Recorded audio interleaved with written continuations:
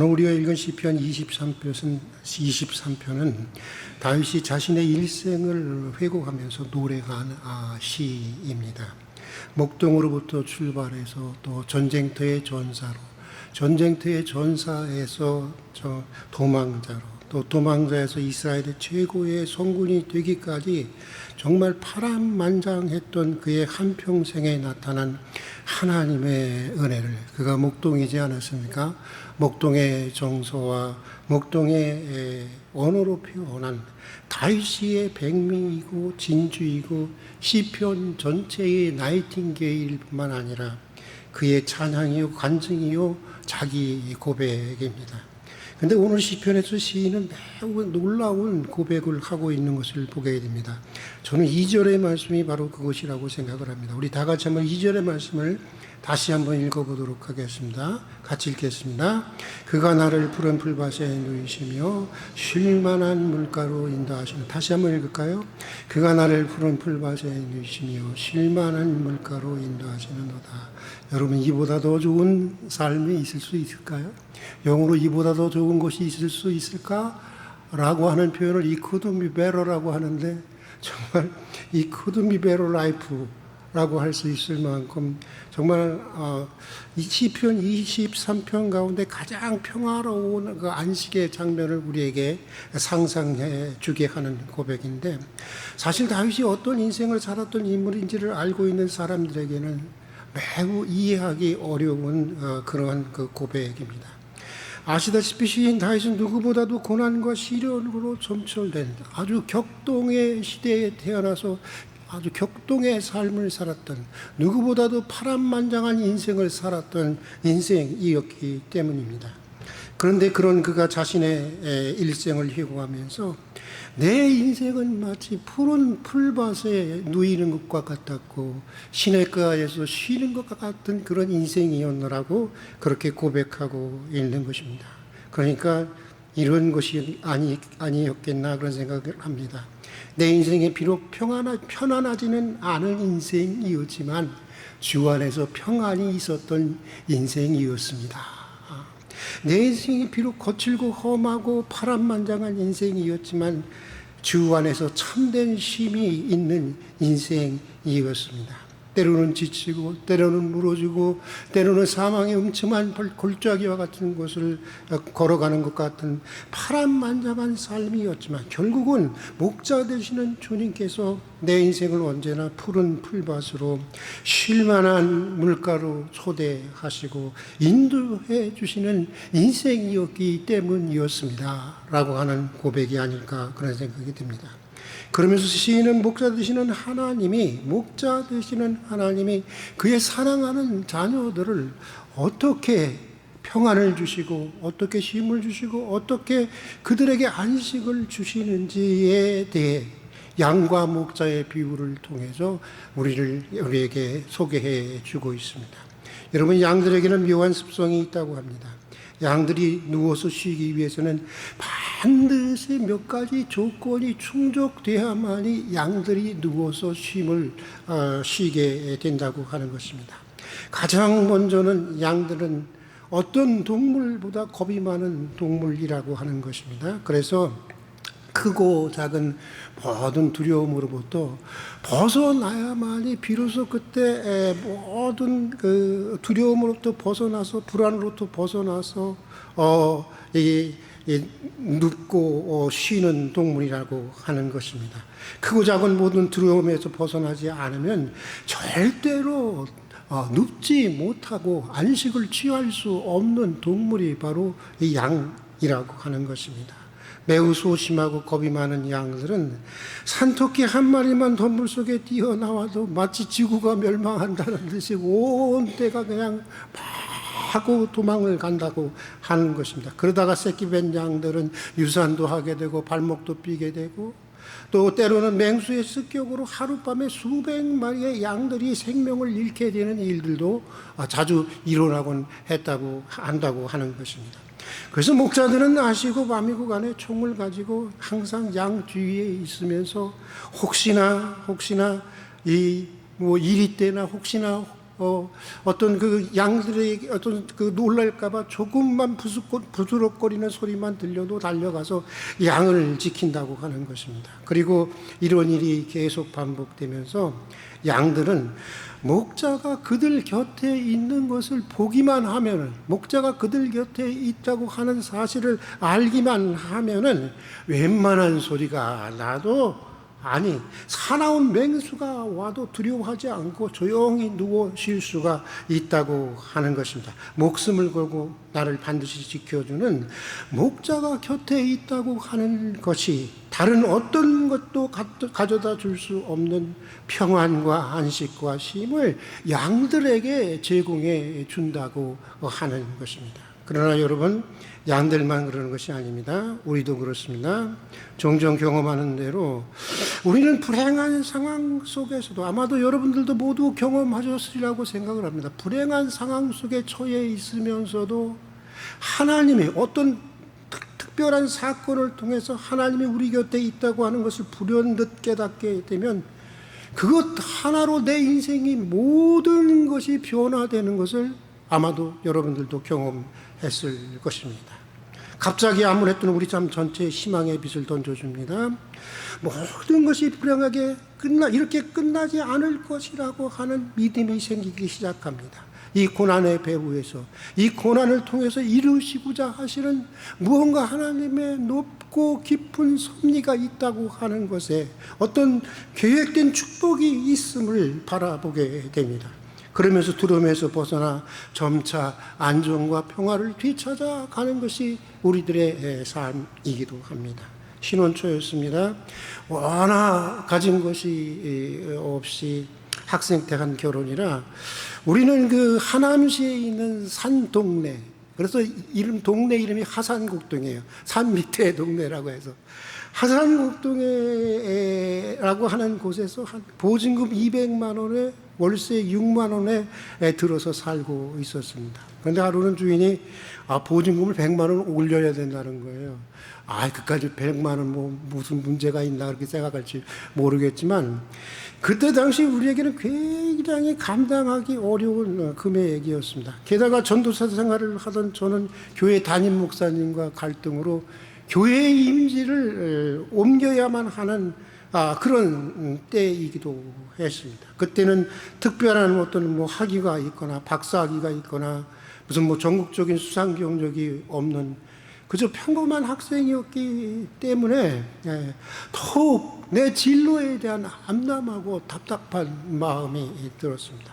겉으로는 드러내지 않았지만 가장인 내 인생이 잿빛 하늘처럼, 내 인생은 잿빛 하늘처럼 슬프고 무겁고 모호하고 불안했습니다.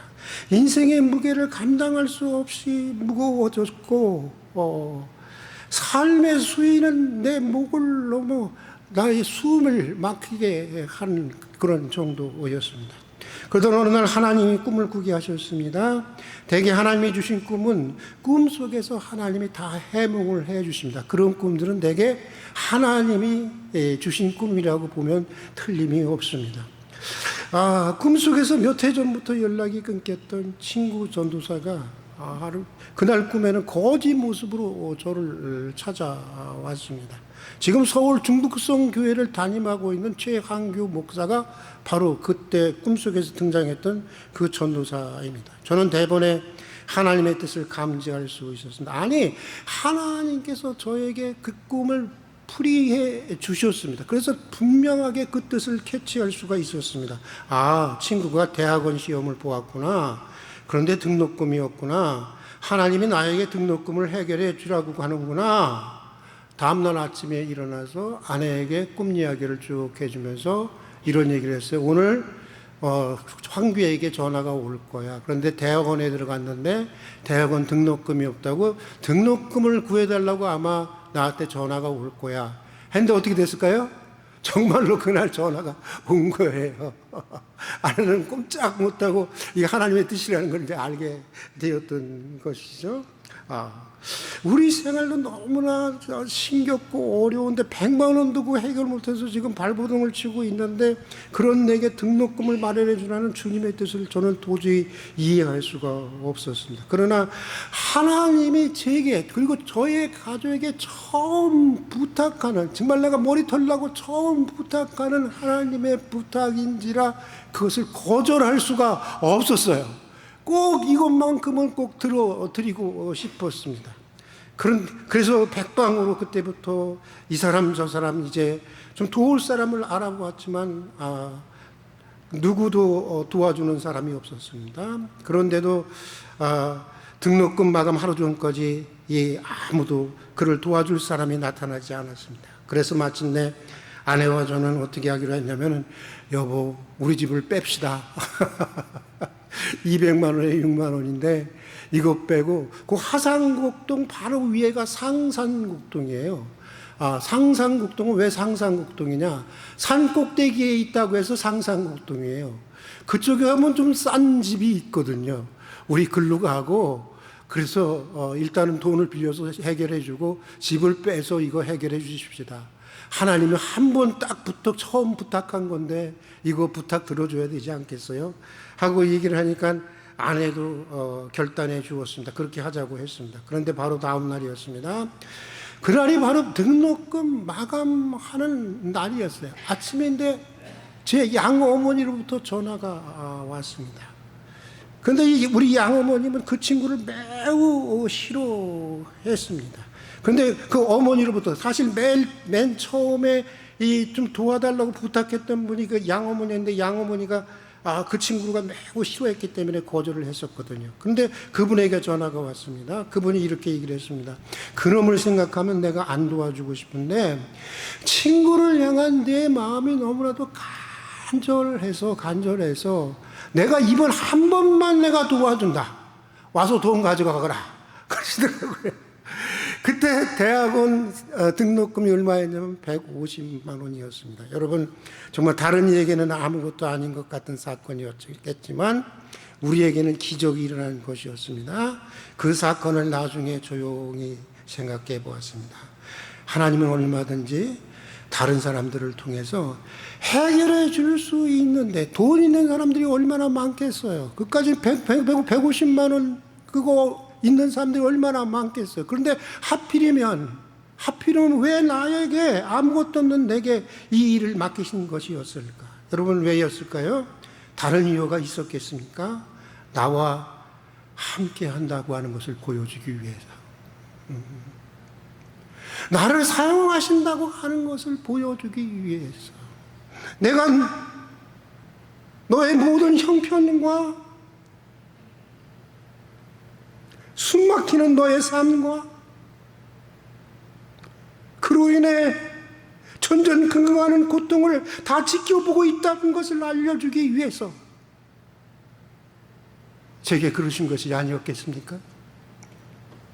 그 일이 있고 나서 저는 목자가 곁에 있다는 것에 민감하게 감지한 양들처럼 이상하게도 목사님에 대한 억울한 감정이, 그 갈등이 굉장히 심했는데 억울한 감정이 다 사라져버리고 말았어요. 그리고 생활에 대한 염려나 제 진로에 대한 두려움으로부터 완전히 벗어나게 되었고, 제 마음에 평화와 쉼과 안식이 찾아들게 되었습니다. 그리고 실제로 얼마 안 가서 희망을 가지고 일해볼 만한 새로운 교회도 만나게 되었고, 또 아내가 당시에 보험회사에 다녔는데 은행권에 다니는 그 회사원들은 좋더라고요. 이게 이자인지 아닌지 모를 정도로 아주 싼 이자로 해서 4천만 원을 빌렸어요. 그래서 하산곡동에서 산 밑에 동네에서 나와서 향남 읍내로 나와갖고, 향남이 아니라 거기 어디예요? 신장 읍내로 나와서 조그만 4천만 원짜리 빌라에서 이제 삶을 살게 되었습니다. 그리고 당시에는 보통 8대1, 9대1 하던 이 장로의 대학, 신학대학인데 사실은 스카이 대학을 비롯해서 실력 있는 학생들이 굉장히 몰려들던 때였습니다. 그런데 제가 3년 동안 전액 장학금생으로 선발이 되었어요. 저는 그 일이 절대 이 일과 무관하게 이루어진 일이라고 생각하지 않고 하나님이 제게 은혜를 베푸셨다고 저는 생각하고 있습니다. 여러분 시편에 보면 시인 다윗은 아들 압살롬의 반역에 일어나 쫓기는 상황에서도 이렇게 고백하고 있는 것을 보게 됩니다. 우리 다 같이 한번 읽어보겠습니다. 같이 한번 읽어볼까요? 같이 읽겠습니다. 내가 평안히 눕고 자기도 하리니 나를 안전히 거하게 하시는 이는 여호와 신이다. 언제 반란군들이 들이닥칠지 모르는 상황입니다. 언제 배신을 당할지 모르는 상황입니다. 그런데 그런 상황에서도 두 다리 쭉 펴고 잘 수 있다고 하는 것입니다. 다윗의 믿음이 보통 믿음이 아닙니다. 어떻게 이렇게 할 수 있을까요? 남아있는 군대 때문이 아닙니다. 남아있는 재물과 권력 때문에 그런 것이 아닙니다. 남아있는 자기 실력이나 어떤 지략 때문에 그런 것이 아닙니다. 내 인생의 주인이 되시고 내 인생의 목자가 되시는 주님이 함께 계시다고 하는 생생한 의식이, 민감한 의식이 반란의 한복판에서도 다윗에게 절대적인 평안과 안정과 쉼을 가져다 주게 되었던 것입니다. 여러분, 우리 인생의 참된 평안과 안정과 쉼을 가져다 주는 것은 주님이 우리와 함께 해 주신다고 하는 생생한 믿음의 인식인 것입니다. 주님이 나의 주님이시고 나의 목자 되시는 주님이 내 모든 환경과 처지를 그의 절대적인 보호 아래 두신다는 사실을 아는 민감한 신앙의 의식이 우리에게 진정한 쉼과 안정과 평안을 가져다 주는 것입니다. 여러분, 기도하십시다. 목자 되시는 주님의 현존을 우리가 생생하게 인식하며 살아갈 수 있도록, 목자 되신 주님의 함께 하심을 민감하게 의식하며 살아갈 수 있는 성도가 될 수 있도록, 그러면 쉼을 느끼게 될 것입니다. 안식을 느끼게 될 것입니다. 자, 또 여러분, 양들이 눕고 쉬기 위해서는 반드시 굶주림과 갈증의 염려로부터 벗어나야 한다고 하는 것입니다. 그러니까 이런 거예요. 안식을 누리는 데는 영적으로만이 아니라 우리 그리스도인들이 문제가 되고 있는 건 자꾸만 이원론적으로 생각하는 거예요. 영만 소중하고 육은 아무 소용이 없다는 식으로 생각하는 사람들이, 신앙이 좋다는 사람 중에 꽤 많이 있는데 여러분, 그렇지 않습니다. 영도 하나님이 만드셨고 육도 하나님이 만드신 거예요. 우리가 안전하게 살기 위해서는 안식을 누리는 데는 영적으로만이 아니라 물질적인 안정이 그만큼 중요하다는 것을 얘기해 주는 것입니다. 사실 여러분, 사람이 굶주리면서도 평안을 누린다고 하는 것은 이런 사람들이 있긴 있습니다. 여러분, 정말 있는데 그것은 그냥 보통 사람이 하는 게 아니고요, 굉장히 높은 수준의 믿음을 가지고 있고 또 오랜 세월의 인고의 세월을 통해서, 그 수련을 통해서 그런 내공을 가진 사람만이 할 수 있는 것이지 아무나 이런 것을 누릴 수 있는 것은 아닌 것입니다. 하물며 본능대로 살아가는 양들이야 어떻겠습니까? 그래서 목자들은 어떻게 하든지 이 양들을 기름진 푸른 초장으로 초대하고 인도하려고 하는 것입니다. 그런데 여러분 아십니까? 이것을 아십니까? 여기에는 양들을 푸른 초장으로 초대하고 인도하는 데는 사실은 목자의 엄청난 수고가 있다는 것을 여러분 혹시 알고 계십니까?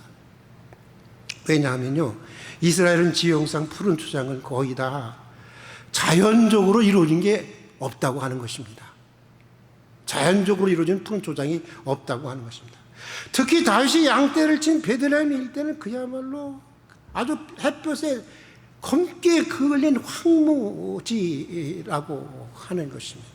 어디 따로 자연적으로 조성된 푸른 초장이 준비되어 있어서 그리로 양떼들을 이끌고 가는 것이 아니라고 하는 것입니다. 푸른 초장을 만들고 또 시냇가를 만들기 위해서는 목자의 엄청난 수고의 결과로 이루어진다고 하는 것입니다. 자갈밭을 이끌고 가시덤불과 나무뿌리를 제거하고 또 땅을 깊이 파서 흙을 부드럽게 고른 다음에 풀씨를 뿌리고 곡식과 또 콩을 심은 후에 물을 대고 양들을 먹일 꼴들을 정성스럽게 관리하던 결과로 얻어지는 것이 바로 푸른 초장이라는 거예요. 그런 목자의 수고와 헌신을 통해서, 피나는 헌신을 통해서 양들은 비로소 배불리 먹고 누울 수가 있다라고 하는 것입니다. 여러분, 우리에게도 주님은 그런 목자이신 것입니다. 그분은 매일 우리 안에 푸른 풀밭을 마련하기 위해서, 우리의 삶 안에 푸른 풀밭을, 푸른 초장을 마련하기 위해서 수고하시는 것입니다. 전능하신 분이니까 푸른 초장이 있거라 하면 그냥 있어지는 게 아니에요. 전능하신 분이니까 시냇물이 흘러라 하면 그냥 흐르는 것이 아닙니다. 하나님은 그냥 이런 마법의 방식으로 우리의 삶을 다루시는 분이 아니라고 하는 것입니다. 우리보다 훨씬 더 많은 수고와 헌신을 하시는 분이 우리 하나님이신 것입니다. 그것을 위해서 그분은 여러분 십자가를 지지 않았습니까? 또 매일 십자가를 지는 마음으로 황무지와 같은 우리 마음의 완악한 돌을 제거해 주시고 있지 않습니까? 햇볕에 말라붙은 지금 덩어리와 같이 단단하고 교만한 우리의 마음을 깨뜨려 주시고 있지 않습니까? 값진 말씀의 씨를 우리 안에 뿌려주십니다. 그리고 성령으로 말미암아 단비를 내려주시고 은혜의 시냇물을 만들어 우리 안에 푸른 초장이 풍성하게 자라도록 하시는 것입니다. 이 모든 것이 몸과 영혼을, 우리 전격 전체를 배불리 먹이시고 편히 쉬게 하시려는 하나님의 간절한 소원과 헌신과 수고로부터 마련된 것입니다. 그러므로 우리가 우리 안에서 진행되는 목자의 수고에 마음의 문을 열고 협력한다면 여러분, 우리 영혼의 뜰하게 푸른 초장이 펼쳐질 것입니다. 맑은 시냇물이 흐르게 될 것입니다. 그래서 우리가 기도하는 것입니다. 왜 기도하는 것입니까? 그래서 말씀을 읽고 말씀을 배우는 것입니다. 그래서 예배하고, 그래서 섬기고, 그래서 봉사하는 것입니다. 이게 다 그분이 우리 안에 이루어 가시는 푸른 초장을 만드는 일에 우리가 협력하는 것입니다. 그럴 때 우리 안에 은총으로 우거진 초원이 펼쳐지고 생명력 넘치는 삶을, 어렵더라도 힘들더라도 생명력 넘치는 다이나믹한 삶을 우리는 살아갈 수 있게 되는 것입니다. 평화를 갈망하며 수많은 날들을 헤매야 했던 고대 교부 어거스틴이라는 분이 있습니다. 이분은 많은 정말 진리, 자기가 그것 때문에 살고 그것 때문에 죽어야 하는, 죽을 수 있는 진리를 찾아 헤매기 위해서 정말 한 20여 년간을 갖다가 헤매야 했던 분이었습니다. 근데 그분이 이렇게 고백을 했습니다. 주님께 돌아온 후에 이렇게 고백을 했는데, 우리 한번 다 같이 한번 따라서 한번 해봤으면 좋겠습니다. 같이 따라하겠습니다. 내 영혼이 주님 안에서 쉬기까지 내 안에 참된 안식은 없었나이다. 다시 한번 해볼까요? 내 영혼이 주님 안에서 쉬기까지 내 안에 참된 안식은 없었나이다. 그렇습니다, 여러분.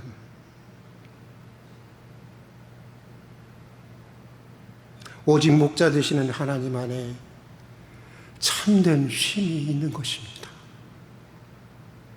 그분만이 우리를 푸른 풀밭으로 쉴 만한 물가로 초대하시고 인도하시는 선한 목자가 되시는 것입니다.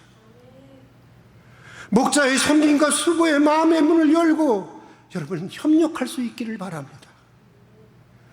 어떤 여행도요, 어떤 휴가도, 어떤 쉼도 제공해 줄 수 없는 참된 안식과 쉼을 얻게 될 것입니다. 그리고 우리 역시 이웃에게 참된 안식처가 되어주는 사람들이 되게 될 것입니다. 함께 기도하겠습니다.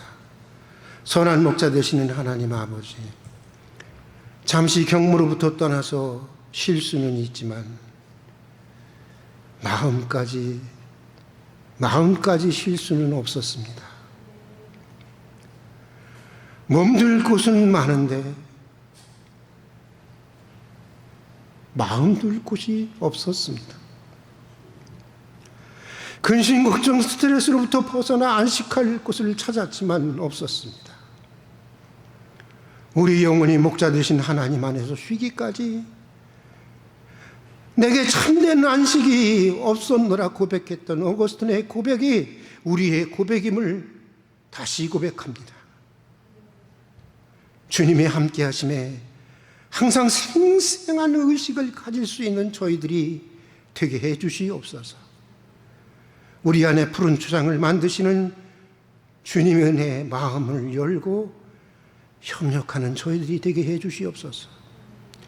목자 없이 살 수 없는 저희 인생을 언제나 푸른 초장에 넣으시고 쉴만한 물가로 인도해 주시고 우리의 인생도 누군가에게 푸른 초장과 쉴만한 물가가 되게 해 주시옵소서. 예수님 이름으로 기도드립니다. 아멘. 우리 찬송가 50장 부르시면서 준비하신 봉헌을 하도록 하겠습니다.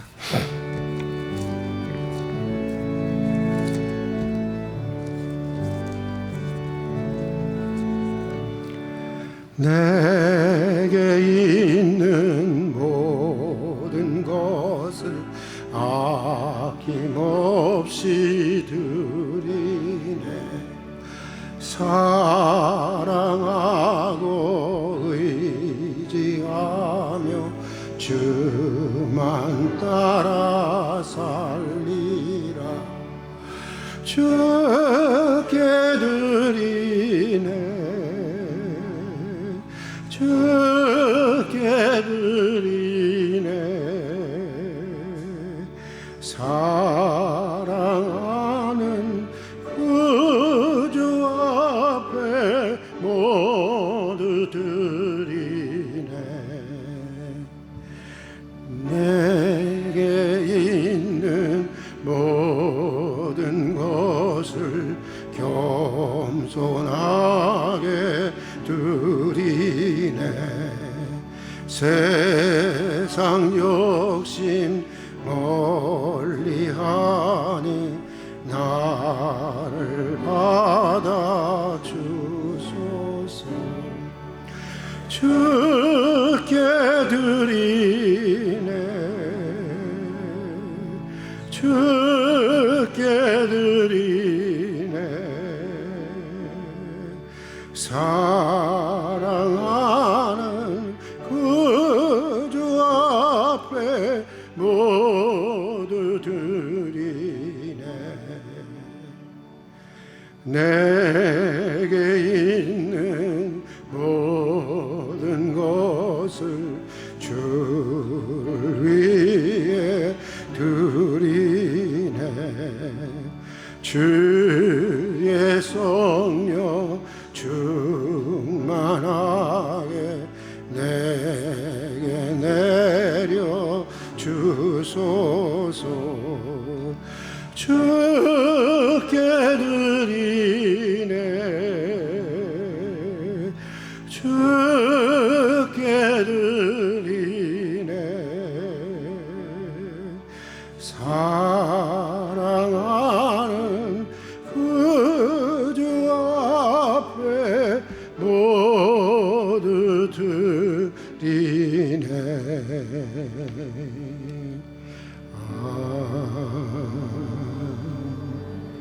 같이 기도하겠습니다. 은혜와 사랑이 풍성하신 하나님 아버지, 오늘도 베풀어 주신 주의 크신 은혜를 기억하며 감사로 드리는 저희 예물을 받아 주시옵소서. 우리에게 있는 모든 것들이 주님께로부터 왔고 또 모든 것들이 주님의 선한 뜻을 위해서 쓰여져야 하는 것을 고백하는 믿음으로 예물을 드립니다. 참 어려운 때이지만 정성을 다해서 드리는 우리 성도들의 예물을 받아주시고 예물과 더불어 성도들의 눈물과 수고와 기도도 받아주셔서 드려지는 예물처럼 성도들의 인생과 가정을 복되고 아름답고 풍성하게 채워주시옵소서. 오늘도 고난 가운데 있는 성도들을 기억해 주셔서 오늘 그 아픔의 자리가 오히려 주께 더 나아가는 자리가 되게 해주시고 자신을 깊이 성찰할 뿐만 아니라 고통받는 이웃의 아픔을 공감하고 연대하며 삶의 지평이 깊어지고 넓어지는 은총의 기회가 되게 해 주시옵소서. 또한 오늘 그 눈물의 자리가 치유하시고 회복하시는 살아계신 하나님의 놀라운 능력을 경험하는 은총의 자리가 되게 해 주시옵소서. 우리 모든 성도들에게 영혼이 잘 되고 강건하며 범사에 형통한 은혜를 내려주시옵소서. 우리를 푸른 초장으로 쉴만한 물가로 매일 초대하시고 인도해 주시옵소서. 예수님 이름으로 기도드립니다. 활빈교회 소식란을 같이 보도록 하겠습니다. 저에게 처음 오신 분들을 진심으로 환영을 합니다. 그리고 8월 한 달 동안은 우리가 작년에도 그렇게 했지만은 무더위로 인해서 우리 점심 식사를 제공하시는 분들이 너무 힘드세요. 그래서 8월 한 달 동안은 방학을 주기로 했고요.